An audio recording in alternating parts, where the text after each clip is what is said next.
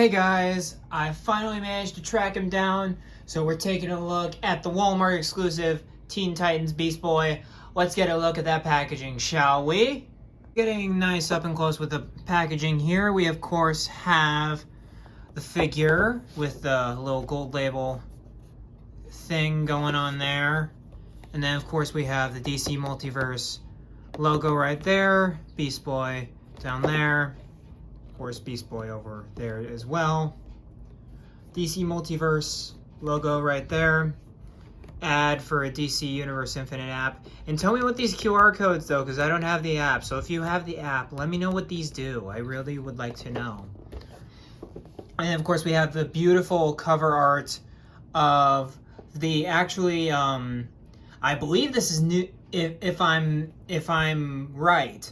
This looks like a new Teen Titans issue 1.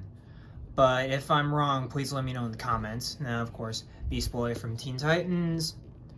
Ad for DC Universe Infinite. Another QR code right there.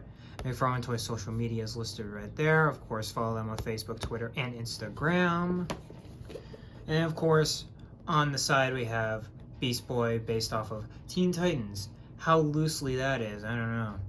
But McFarlane Toys right there. Then DC Multiverse right there. Then on the bottom, we of course have the Teen Titans legalese and all that good stuff. And of course we have the barcode, which has Beast Boy, Nobody's Hero, gold label. Interesting. So is that the story it's based off of, Nobody's Hero? But yeah guys, let's get this dude out of the packaging. Here we have Beast Boy out of the packaging, and before we take a look at the figure, we're of course going to take a look at the other contents of the packaging. And so up first, you know it, you love it, it's time for the stand talk segment where we talk about the stands of all of these figures. So up first, we of course have the DC logo printed right there. We of course have the hockey puck design right here with the one peg. And on the back, we got the 4 circular little imprints right there. I guess with how they mold it, this is where they kind of like break it off, I suppose. But it's 4 instead of like 3, that how it sometimes is. So there's that. And then we of course have the card right here, which has this beautiful drawing of George Perez drawing Beast Boy, Changeling at the time actually. But of course on the back we of course have all of that right there, which looks pretty correct from what I know about a Beast Boy. And I'm not the hugest Beast Boy fan in the world. Beast Boy is my least favorite member of the Titans. I don't know, there's just not a lot of depth to him, in my opinion. Young Justice does a good job with that, though. But then, of course, we also have the bird the Beast Boy comes with, and it's him, obviously, but I love the painting and choice of plastic because of the translucent feathers at the end, and as it goes in, it becomes more and more opaque. I love that touch to it. And of course, the shade of green looks very good. This is honestly the best part of the whole figure right here, not gonna lie. But yeah, very good, just bird accessory. I really like that. And now let's take a look at the figure. So it's the John Kent Nightwing body, right? This Beast Boy is the John Kent body. Or the first time we took a look at this body, because I didn't pick up John Kent, because I'm not a huge fan of the character, so why would I get a character that I don't really want? The first time I reviewed this body was with the Nightwing from the Titans wave. Check a look at that somewhere, hopefully. And then we, of course, and yeah, it's just a standard, like, younger teenage buck. The way you can tell it's the John Kent buck is with these little segments right there. They didn't take the time to sand those off and make it more slim than it already is. But I love the head. The head's probably the best part of the actual figure. I really like the head. It has a certain charm to it. The Beast Boy always has. So that's pretty good. But I've got a decent amount of complaints on this guy, honestly. And a lot of it is just my figure in particular. I'm aware of that. But first of all, he has some paint defects right there. You can see that whole part's painted on this side right there, but on this side it's a nice line. So it's a lot of just what the hell is going on right there. And then on the front of the figure, he looks brown. Like either he went through some kind of like facility that had like tobacco smoke, or I don't know. I can't really tell what it is, but he looks dirty. He looks really dirty. And it annoys me so much when white figures aren't white. So there's that going against him as well. And then, of course, we have the white not actually being white on the other part of the figure, where it's a gray. It's it's very much a, when you like mold like white clay, you know how like that white clay, when it's wet before it dries, is like that grayish color. That's what these forearms are, and the legs.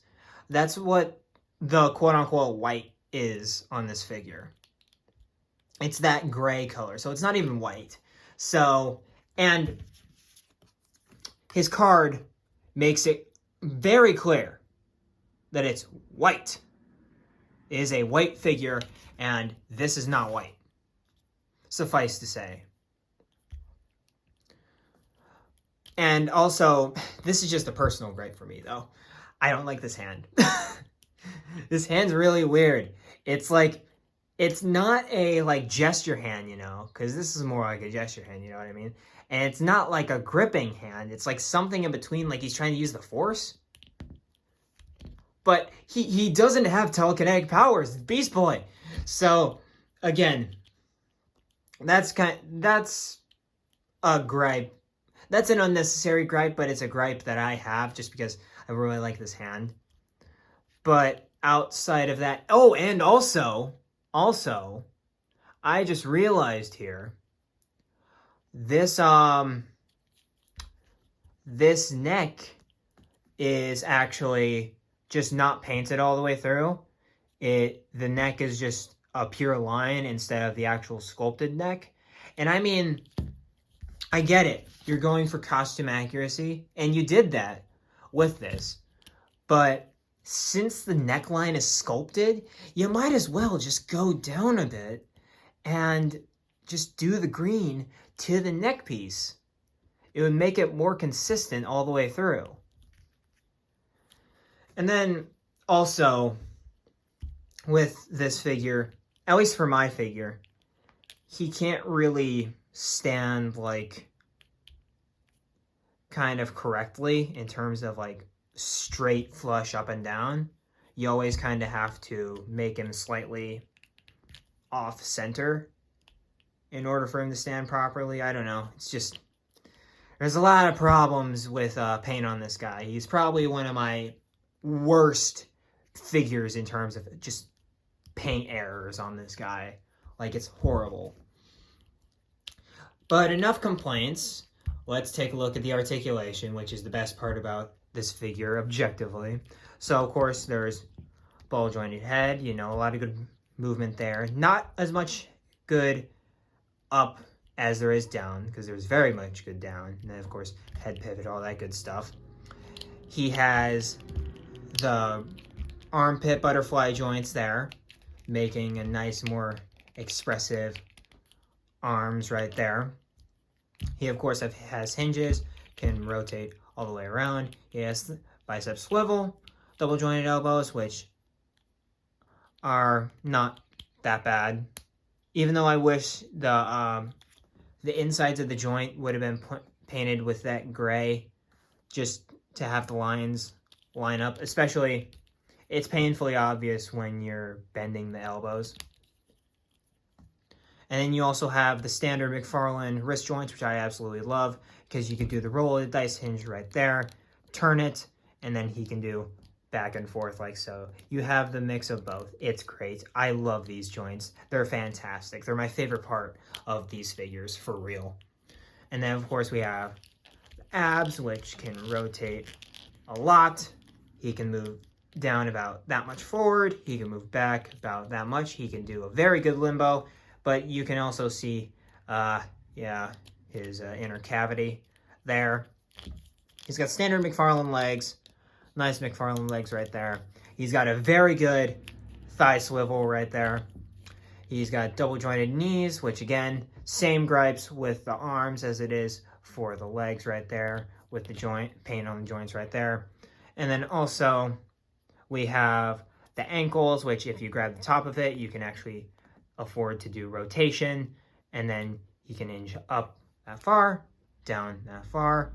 He has ankle pivot, and then of course toe articulation like so. So overall, a very articulated figure. I also managed to forget, just be aware when you guys get this guy out of the packaging, he can be very bow-legged, where you kind of have to, do some hair dryer or hot water or whatever to get those legs nice and straight, just for your awareness. Here he is compared with the Beast Boy Build-A-Figure Wave, Nightwing right there. And like I said, it's the same sculpt, you know what I mean? Same legs. You can obviously tell by the sculpting down there. Same cod pieces. Actually, different cod pieces. My bad. Then you, of course, got the same chest going on right there. There's some differences, though, with the neck piece being filled in. But overall, same sculpt for these guys. Good sculpt, don't get me wrong.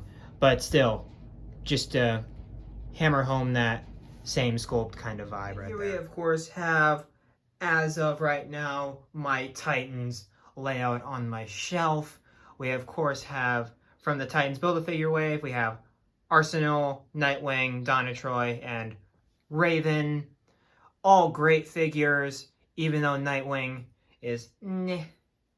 The fists are a huge problem for me, but I complained about that enough in his own video. Check that playlist out for that wave if you really want to know. But of course we have Calder there from the Aquaman Page Punchers wave. And overall, these guys look like a very bombastic team, despite the fact that Beast Boy looks like he just threw up all over himself. But yeah, great looking lineup right here. All that we're missing right now. I have Wally, but he's not going to be down there until I get myself a decent comic Flash. But yeah, we're just missing Wally and Starfire, and I guess Cyborg too. But outside of that, we've got the Titans team. That is so awesome to see. Here, of course, we have the Build-A-Figure from the Titans Beast Boy Build-A-Figure wave with our new Beast Boy here. And it's not even a contest. This dude is just ounces better. He's got all this texturing going on here. He's got all the fur. He's got the kind of orc-looking face with the sideburns. He just looks so much cooler than this guy. I mean, I love Beast Boy, don't get me wrong. And they definitely nailed, like, the kid approach. But this guy is just so metal. He just looks that much cooler. And honestly, if you put these two on a shelf, who do you think would generate more? Wow, that looks awesome. This guy or this guy? I'm just saying. I mean, despite my problems with the paint and stuff like that, it's a good sculpt. I mean, nothing wrong there. But this guy just, like, he'll generate wow factor by how dope he looks. Would you say the same for this Beast Boy right here? That's all I gotta say about that. Honestly, guys, with this gold label release, don't try to track this guy down. I mean, it's the comic accurate Beast Boy, I get that. But the Build-A-Figure is so much cooler than this guy. I mean, I was definitely looking forward to this figure because, of course, it's comic Beast Boy, you know, it's 80s George Perez goodness Beast Boy, you know what I mean? But after having, like, a good while to, like, kind of mess around with him and stuff like that, he's just not as great as that Build-A-Figure. And, I mean, he reuses the same sculpt, all the paint defects, and all the stuff that just, yeah. There's literally almost nothing wrong with that Bath Beast Boy, despite the lack of mobility. Almost besides the lack of mobility. And you kind of let that slide because he's a bigger figure. But with this guy, there's so many different glaring paint issues, and just overall, the paint issues really do it for me. And I couldn't recommend this figure knowing that the BAF exists. It's that much of a difference, but in quality. And I mean, if you want a more comic accurate Beast Boy, go ahead. He is the comic Beast Boy, you know what I mean? But if you just want the best Beast Boy figure to go with your shelf that would look the coolest, I'd say try to track down the whole Titans wave or the Beast Boy Bath within himself. He's a skip. Probably the first skip I've ever had on this channel. Correct me if I'm wrong, of course. You guys know better than I do. But he's a skip, unfortunately. And that's sad to say for a figure we've been waiting very long to get, the comic accurate Beast Boy. But, you know, it is what it is. But that suffice to say, this is the end of this review. Like, comment, subscribe, all that good stuff. Let me know what you think about the figure after the video. And as always, guys, keep collecting and stay kind to one another. And I will catch you guys in the next review. Peace, guys.